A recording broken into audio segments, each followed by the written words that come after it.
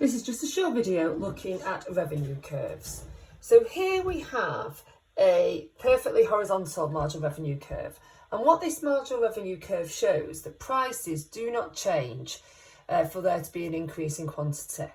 Okay, so therefore the price stays the same no matter how much is being purchased of the good.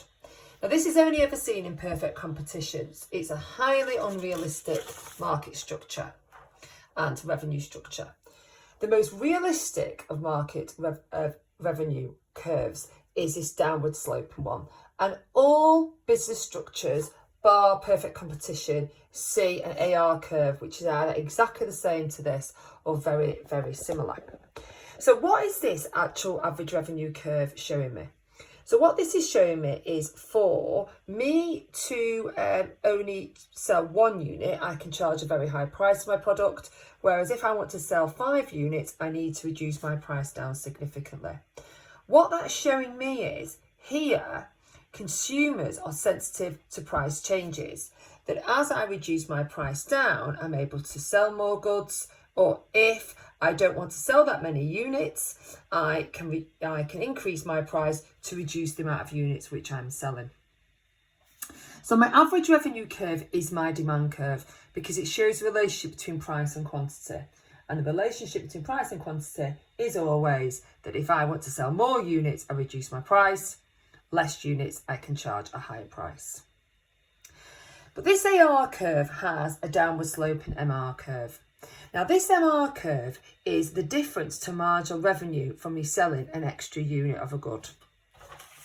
Here, before my AR curve, my MR curve were the same because as I sold an extra unit, the change to total revenue was the same as the extra unit which had been sold. But this is different in this regard. And the way I always explain this are my Pudsey cakes. So here I sell 1 cake for 50p, so my total revenue is 50. My second cake I sell at 40p. For me to sell the second cake, I need to reduce the price down. Same here, for me to sell the second cake, I need to reduce the price down.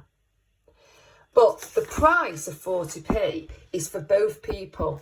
I don't sell one at 50 and one at 40. I have to sell both of them at 40. So therefore, the total revenue from the 40p cakes is 80, and therefore my marginal revenue is 30. Here, as I sell 3 cakes, I have to reduce the price down for all of the cakes for 30p. So my total revenue is 90, my marginal revenue is 10. 4 cakes, 20, 80, minus 10. 5th cake, 10, 50, minus 30. So what that's showing you here is that the marginal revenue curve starts to move away from the average revenue curve. And the reason for this is because as I sell an extra unit, I have to reduce down the price of all the units sold. So therefore my marginal revenue curve moves away from my average revenue. And it actually is twice as steep.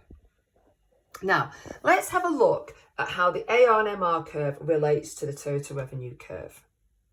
So what we can see here is, as I start to increase sales, my total revenue curve increases. But it increases at a very fast rate to start, and then it starts to slow, and then it moves to 0, and then it starts to fall. Now, why is that happening? Why does my total revenue increase really quickly at first, and then slow to 0? Well, the reason is because this first part of my AR curve, or the demand curve, is price elastic. And as I reduce down my price, I stimulate lots of people to purchase the good. However, after my marginal revenue curve becomes negative, so after I've benefited from all the positive marginal revenue there are here, so all the extra revenue I add to total revenue from selling an extra unit, after I reach this point and my marginal revenue becomes negative, total revenue starts to fall.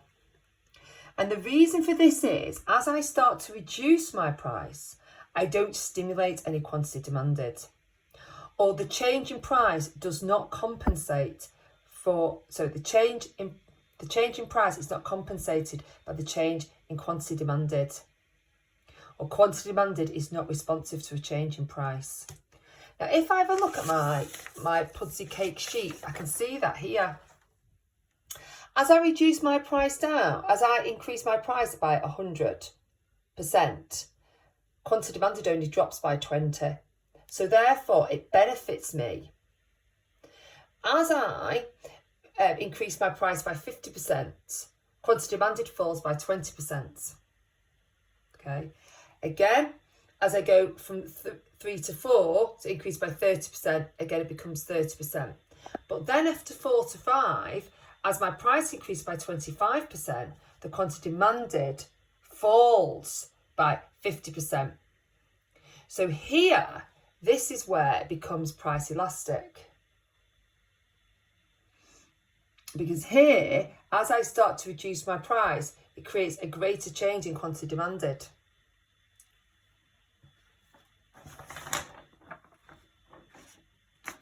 Therefore, here we have an elastic and an inelastic part of the AR curve, all dependent upon where MR changes and the changes in the total revenue here.